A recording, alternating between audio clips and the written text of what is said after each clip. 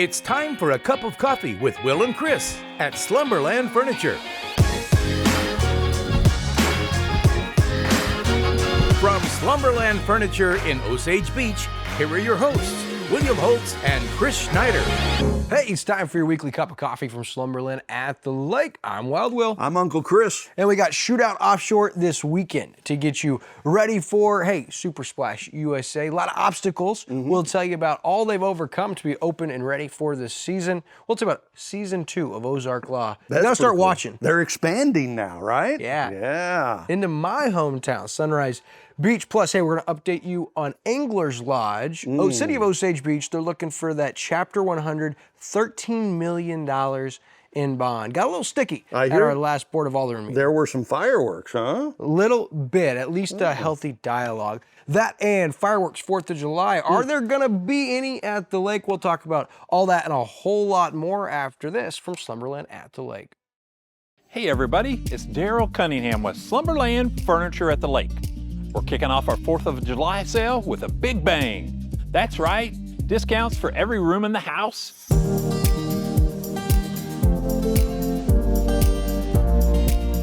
We've got full service delivery for the entire lake area, and we're doing 36 months interest-free financing. You need to come check it out at Slumberland Furniture, where we're bringing happy home.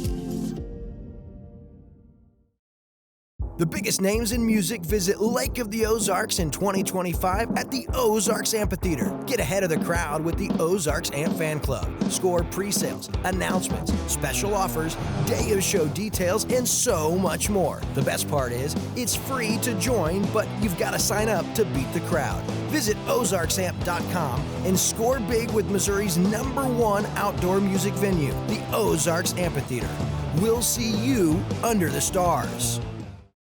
A cup of coffee as we wake up, in the car, or right here on Lake TV with Will and Chris. Kind of like driving, we do it every single day. But we shouldn't do it while distracted. Did you know that drivers who text are 23 times more likely to be in a crash? So keep your eyes on the road and always remember to buckle up and put your phones down. This Drive Safe, Boat Safe message brought to you by Price and Randall Injury Attorneys. Now back to your cup of coffee with Will and Chris. All right, so hey, reminder, we are getting closer by the day. Lake TV on Como Connect is no more as of July 1st, but don't panic, lots of options. You can download us on Roku, Amazon Fire. You can check us out at mylaketv.com. You can also stream us on the LOZ app, and of course, YouTube, where all of our content goes, and you want to connect with us on social media as well. So as we get started this week, Uncle Chris, some rapid headlines for you. How about the Missouri no-touch law in effect? We talked about this earlier this year. Yeah, it actually went into effect January 1st of this year. This is the law where you can't be like on your phone, touching your phone. And, you know, up until now, they've been real lax about it, but really they're kicking in now. Legislation forbids you to touch your smartphone or any electronic communication device when you're driving. Here's what can happen if law enforcement sees you on a device when you're driving. First conviction, 2 years, up to $150 fine. Second conviction, 2 years, up to $250 fine. Third conviction, 2 years, up to $500 fine. So basically, don't be caught driving on your phone, right? Sure, and it's now time, they say they're actually putting it into full effect, but as of time of recording, law enforcement still can't pull you over for this alone. They have to have another reason to pull you over, but that should damper people from being on their phone. Now, this is part of the Save Mo Lives initiative, kind of the part of what MoDOT's doing with Buckle Up Phones Down. Also, they just launched the Save Mo Lives, which was a great reminder. You just saw our Drive Safe, Boat Safe reminder right here in the summer. And that reminds us, you want to drive safe, you want to boat safe. Our next rapid headline, how about a Nebraska man facing felony charges after a Lake of the Ozarks boating hit and run? Yeah, and this was kind of interesting. So 42-year-old James Johnson from Papillion, Nebraska, pending charges, allegedly involved in a boating accident right here at the lake. Highway Patrol says he was arrested around 9:30 Friday night. Again, in the dark, boating in the dark, that can be very dangerous. Expected to be charged with felony leaving of the scene of the property property damage, crash, felony resisting arrest, felony tampering with physical evidence, and failure to display navigation lights. So apparently he was running in the dark there. The report did not have a location of where the incident happened, but the Highway Patrol did say it involved another vessel. There were no injuries, thank the Lord. Johnson taken to the Camden County Jail, put on 24-hour hold. He's since been released and after posting bond. So this time of the year, all year round, obviously you have to be careful, but especially this time of the year, a lot of amateur boat drivers out there. Yeah, and Lake Expo actually released a updated article that showed a redacted PC statement, and it said it took place the 28-mile marker on Saturday, about 10:25, and it was a 2024 fountain center console driven by Johnson. Now, here's what's crazy. Allegedly, he had a close call that was seen by Highway Patrol. Wow. They had pulled him over and asked him if he hit another boat, and he said he didn't. No, he didn't, but he had a close call earlier. In the middle of that interaction, the Highway Patrol was called to a boat where it was actually taking on water and sinking, and the operator and the people on the boat were putting on life vests, prepared to jump into the water. Wow. And so not only did he ask him if this was him, he said, "Stay put, I'm gonna go check on this." Well, the people in the boat that was sinking said yes, they had gotten hit by a center console. Wow. And so when the Highway Patrol went back to deal with and talk with Johnson again, he was nowhere to be found. He left. They started a search, could not find his boat, and it was the next day they got a tip and a call that his boat was found under a cover, and he was then arrested on the 13th. He did post a $1,000 bond, and after the redacted PC statement had the 2 felonies and the misdemeanor, he is currently charged with a Class F felony, leaving the scene of an accident causing property damage greater than $1,000. But crazy reminder here to drive safe, boat safe. Yeah. That doesn't include these actions. His next court case is July 15th in Camden County with the Honorable Judge Michael Gilley, but kind of crazy. Well, and that update is huge because, in the original report they said, didn't have a location and no injuries. Well, people are sinking and, getting ready to go in the water. Obviously, it was pretty serious. Yeah, and the fact that then you're talking with the Water Patrol, they leave, and then you come back, and not only did you leave that area, obviously you put your boat away, covered it, you didn't make any effort, so very suspicious. We'll keep you posted on James Johnson, 42 of Nebraska. Now, that was a rough week for Nebraska residents here at Lake of the Ozarks. Because there's another one here, 54-year-old guy from Boys Town, Nebraska, in the Camden County Jail after allegedly exposing himself to 3 juveniles on Bagnell Dam Boulevard, right? Apparently, Lake Ozark police reported that the juveniles flagged down the officer on Monday to report this incident. When confronted by the officer, this William Reese guy, described as having a Washington State address and having been heavily intoxicated, it's always a problem, claimed that he was being harassed by the juveniles and denied exposing himself, but did admit to touching himself. So, whatever happened there probably wasn't good. 54-year-old William Reese, currently incarcerated, $25,000 bond. He is facing 3 Class B misdemeanor counts of sexual misconduct. That is this week's Rapid Headlines. Yeah, I guess we're going to have to keep the Nebraska people out, huh? Yeah, I was asking, aren't you a Nebraska person? No, I didn't grow up there. Very, very good. Just wanted to clarify. Hey, fireworks, 4th of July, it's been a big topic. Memorial Day came and went. There was limited fireworks shows. Of course, reports said TCLA went away. The funding to fund a lot of these shows was no longer there, so a lot of the establishments and venues could no longer hold those. So I was reaching out, kind of trying to gauge and get a feel for how many 4th of July fireworks shows. Because we kind of heard there was only going to be like 2, right? Right. Yeah. Only going to be a few. Now, I did reach out and heard back from Heather Brown with the Convention and Visitors Bureau, and it looks like there's going to be numerous. I know there's a big one at Paradise. There's going to be one at the Ozarks Amphitheater as part of their concert. There's going to be the Lodge of Four Seasons, and there's another long list, Captain Ron's, Bare Bottoms. And so if you tune in next week to Cup of Coffee, we'll have a full comprehensive rundown of fireworks shows at Lake of the Ozarks, so make sure you tune in next week for that. I love 4th of July at the lake. It's so great. I mean, just in our little cove, we don't even have to go anywhere. We just sit on the deck and we get 3 or 4 fireworks shows that are just blowing off around us. It's greatness, man. Right, yeah. Some of us like fireworks more than the others. Yeah, don't be close to him when they're blowing fireworks. Bad things happen. All right, speaking of fireworks, city of Osage Beach. Now, over the last couple of years, we've had lots of fireworks centered around the city of Osage Beach. I brought up over the last couple of weeks, I got an agenda a few weeks ago, and it said something about Anglers Outpost Lodge and a Chapter 100 bond with $13 million set to be funded. I asked some questions, and that initial reading of that was set to be June 5th at the Board of Aldermen meeting for the city of Osage Beach. So they had such a big meeting that just took place Tuesday, which was the day we recorded the show, but it was scheduled for Tuesday because June 19th is a national holiday when the meeting would normally take place. But it was such a big meeting on Tuesday night that I got a special agenda for a meeting that took place Monday, and it was just an executive session. Notice is given that the agenda includes a roll call vote to close the meeting as allowed by Missouri Constitution Section 610.021, clause legal actions, causes of action or litigation involving a public governmental body and any confidential or privileged communications. I just thought that sounded suspicious, reached out, and I'd already had my questions in regards to, hey, how did the meeting go in regards to the first reading of the Anglers Outpost Lodge? And I asked about that special meeting on Monday on the 16th. I also asked about, hey, there were 7 different appointments in the agenda from the mayor for different things. You had the 7 appointments included people to the TIF Commission, people to the Special Road District.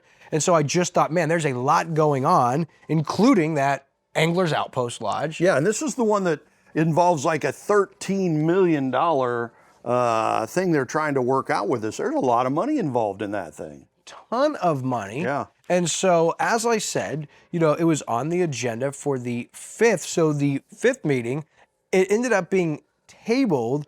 And it was interesting because the first person to speak at the June 5th meeting was Lee Schumann with the Osage Beach Special Road District, and he asked to have it tabled, saying, hey, we only meet every 3 weeks, the 3rd Wednesday of the month, and the Bill 2448, the Anglers Outpost project, is going to be something we would like to discuss. As one of the property tax collecting entities, we do not think this first reading should take place. We could be for this project, but we've got questions and we think this is way too quick. That's how the meeting opened up.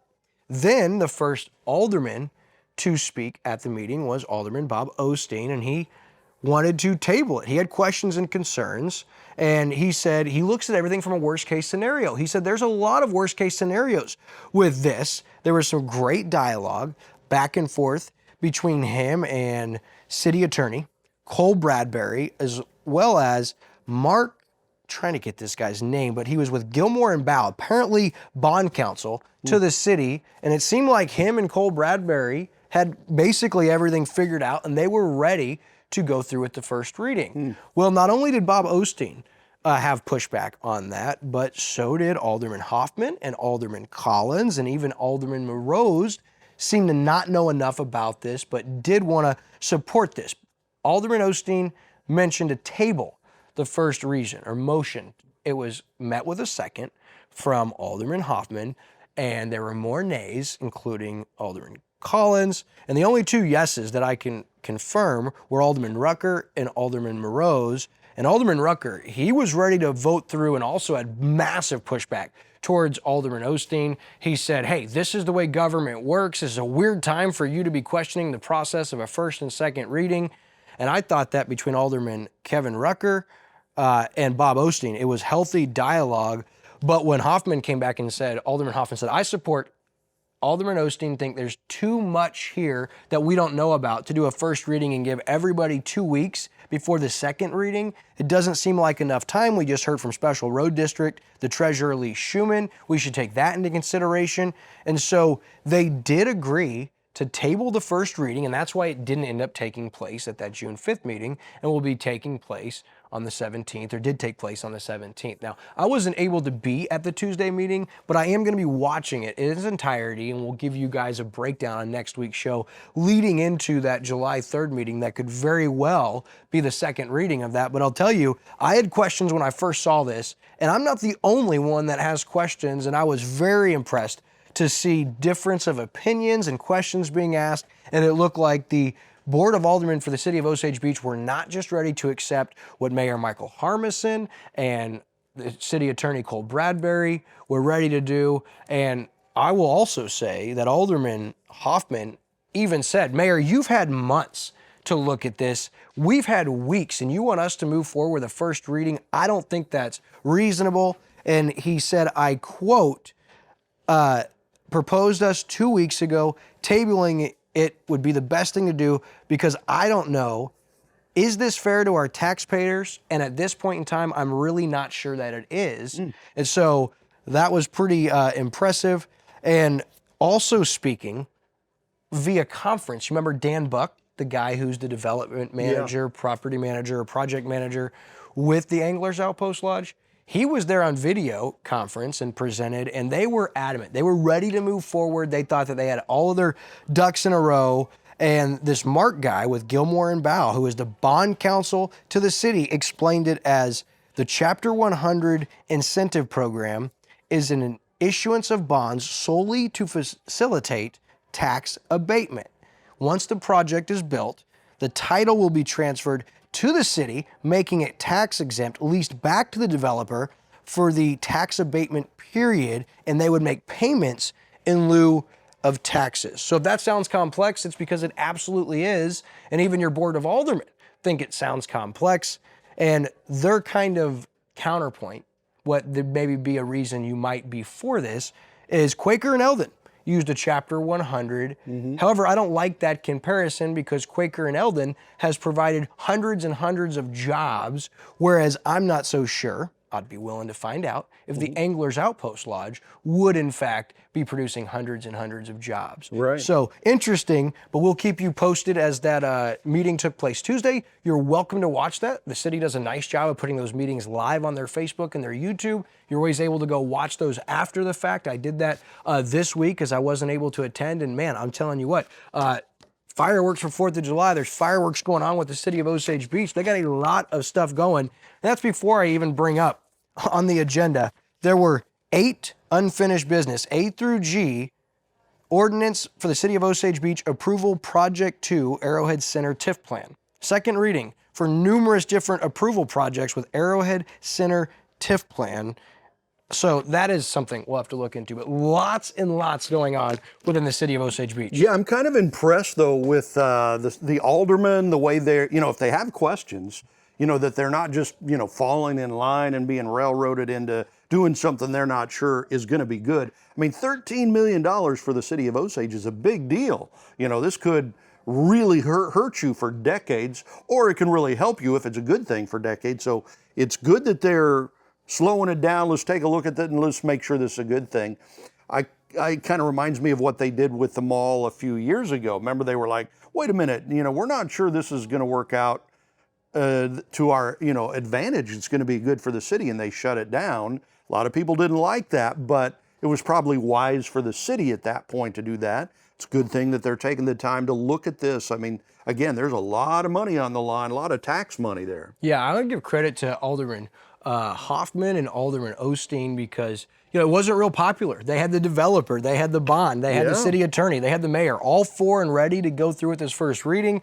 And they said, hey, on behalf of our constituents, on behalf of the taxpayers, we should look closer at this. And I say thank you. Yeah. On behalf of the people in Osage Beach, thank you, Alderman Osteen. Thank you, Alderman Hoffman. Yeah, and if it is a good deal, great.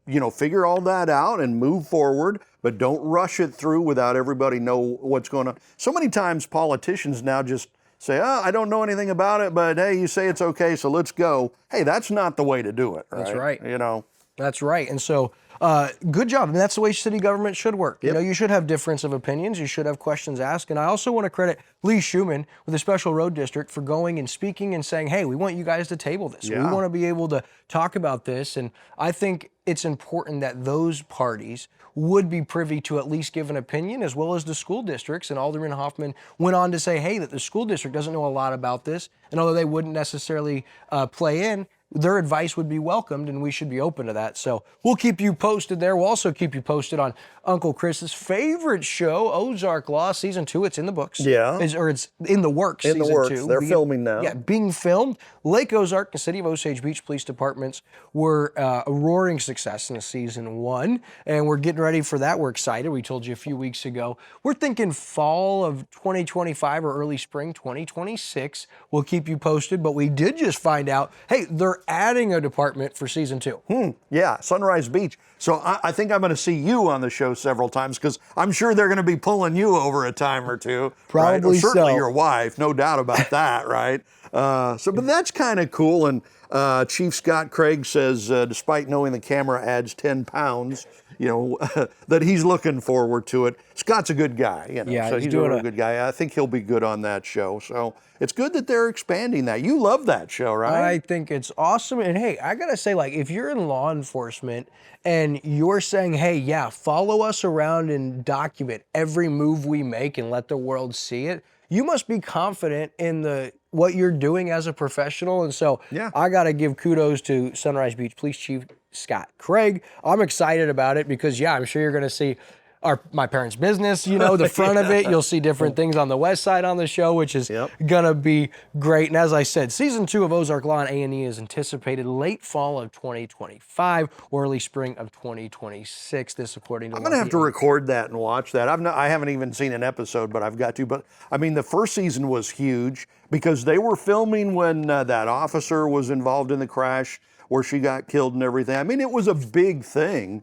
And it looks like it's just growing and getting bigger. Yep, no doubt. So, hey, real quick, I want to talk about our friends at Super Splash USA. Yep. Boy, it has been an unbelievable April and May down here at Lake of the Ozarks. We've talked about the rainfall. You've seen the storms. And so when you're I would say a business owner or a developer, and you come into a vacation area and you invest millions of dollars in renovating and building and doing different things, and you get hit with that, and exactly what they got hit with, Chris, well, it's record-breaking. Yeah, it is, and I didn't realize this until you sent it over to me. Ozarks, not just the Lake of the Ozarks, but the whole Ozarks area, recorded its wettest April and May on record. I mean, if you think it's been raining a lot, you're right, it has. Over 20 inches of rainfall falling across the region the last couple of months, surpassing the previous record, which was set in 1943. So, I mean, 80 years ago? So this year, 2025, so far, well, in April and May, they had 20.02 inches of rain.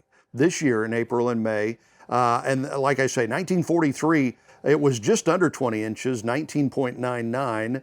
And then third place was in 2017 with 19.5 inches. In 2019, they had just over 18 inches. So we've had a lot of wet years. Most rainfall since they started recording that in 1888. Wow. At Lake of the Ozarks. That's not just big for opening a water park. That's really big when you're doing concrete and you're building and you're developing. And so they've had all of those delays, not to mention, I talked to Dave Bush. Yeah. And he said, no, we're not going to cry about it. He goes, we're getting over it. We're moving forward. But he did tell me that their Kids Adventure Island, right, that it was coming across the border. Well, with the tariffs and stuff, there was so much uncertainty. They lost 9 weeks waiting. And then on top of that, with the Patriot Plunge, there was a part that was ready to go. God bless the soul of one of their workers. They drove over one of the parts, and it was integral in building this. They had to drive to Virginia overnight to try to get this part. So my point is, just be patient with them. They just brought fathers out for free this weekend for Father's Day out at the park. They're doing some really cool stuff. If you get a chance, I told you about that kid land that got caught up. If you see that finished, you can see Lake Expo was out there doing some cool feature stuff. It's unbelievable. It looks right out of a Disney park or, a theme park. So go out and support Super Splash USA. They're open, and they have pulled off a Christmas miracle right here in June. That's cool. Good people, great people out there at Super Splash USA. And 2 young people, if you need a job, I think they have jobs out there. And what a great place to work, Super Splash USA. Can't say enough good things about them. All right, guess what time it is? What time is it? Offshore boating, baby. Wow. I thought this day would never arrive. Well, this weekend, it is the Lake of the Ozarks Shootout Offshore presented by X Insurance. And we're going to tell you what when and where. We're going to tell you the difference between the shootout in August Yeah. and the event about to take place this weekend. We're also going to tell you how you can watch, whether in person or streaming, and everyone always wants to know, what about parking? So the first order of business, what is Shootout Offshore? It's a 5-mile NASCAR-style race on the 0 through 3 mile marker at Lake of the Ozarks with classes like Super Cat, Super Stock, and the ever-popular Pro Class 1 racing. Side-by-side racing takes place Saturday, June 21st and Sunday, June 22nd, with time trials set to be run from 8 to 10 a.m. each day, and then the class racing taking place top of the hour each hour until 5 p.m. In addition to racing, don't miss the Shootout Offshore Street Party Saturday night from the historic Bagnell Dam Strip from 6 to 10 p.m. Jake Banfield and Sadie Bass will co-headline the live concert, free at Luby's Plaza at 7:30. And then Sunday, again, time trials from 8 to 10. Live racing until the last race set to take place at either 3 or 4, with awards set to take place at 6 or 7 at the Sky Bar at Encore. It is going to be an action-packed weekend down here at Lake of the Ozarks you don't want to miss. And Friday, I know they've got a poker run and they'll be testing on the water. So if you're around City of Lake Ozark in the water, I mean, you'll want to hear the purr that Shootout Offshore comes with. Going to be an epic weekend, and we'll be all over it. So, and this race this year is at the dam, right? It's right there at Bagnell Dam. Last year it was over at Camden on the Lake in that area. They've moved it to the dam this year. So everything going to be happening right around the strip, you know, and so it's going to be very cool. What a great place to be able to put all of that together, and hopefully it'll be good for the businesses down there on the strip. Yeah, correct. And the difference between Shootout Offshore and the Lake of the Ozarks Shootout in August is the August Shootout, a fundraiser, the drag race style. Yes, new location for 2025, but it's still scheduled to take place near Dog Days in August. However, this is the high-speed side-by-side NASCAR-style races over the 5-mile course, as you said, at the 0 to 3 mile marker down there at the dam. It's formerly known as Lake Race.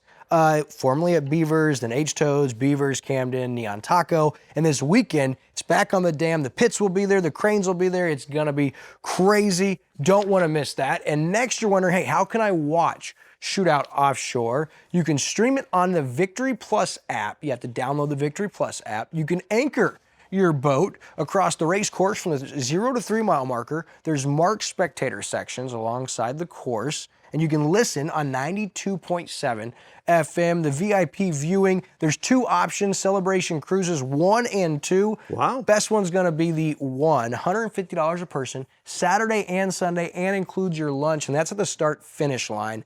Tickets will sell quick to that. And on 2, that's docked by the crane with open viewing of turn 3 and 4, $100 per person, no lunch, Saturday only, but those will sell out quick. Get those at lakeoftheozarkshootout.com. And then there's the VIP Cabana opportunity with Neon Taco and Paradise Water Sports. You got to call Ashley Landis. And then, of course, like Neon Taco and Cuddy Cabin, they'll have tables, but those are through the venue. For more information, just reach out to lakeoftheozarkshootout.com. And if you're wondering about parking, I just talked to Leah Martin this morning. She said that there will be general parking below Bagnell Dam in that old Ameren lot, just $20, and they're going to shuttle you up. And everything's taking place up the strip. They're going to have jumbotrons on the strip.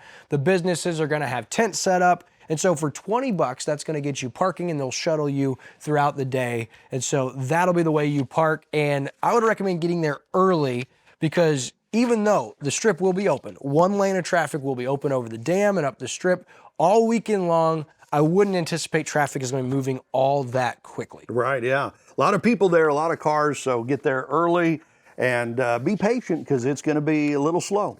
All right, I wanted to give a shout out to a Waves and Wheels owner, Justin Wagner. Just announced he acquired Doug Wright Powerboats. Wow. One of the most impressive catamarans on the market today. Justin Wagner with Waves and Wheels. We will tell you more about that in the coming weeks. And also on Lake TV, we told you offshore content everywhere you're going to connect with us. Even though we don't have the live races, connect with us on Lake TV Shootout Coverage Facebook group, Lake TV Offshore on YouTube. Of course, my Facebook, Instagram, and TikTok pages and Lake TV's pages. We'll have all kinds of stuff behind the scenes. You don't want to miss that. And I'll look forward to seeing you guys down there on the Strip this weekend. You going to get out for it? I'm going to be out of town, so I'm going to miss it. You're going to miss it. Well, I will look forward to seeing you guys until next week from Slumberland at the Lake. That's going to do it for this week's Cup of Coffee.